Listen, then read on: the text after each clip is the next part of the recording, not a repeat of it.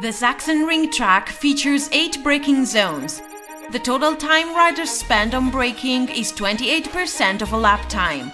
The hardest braking point is before turn 12.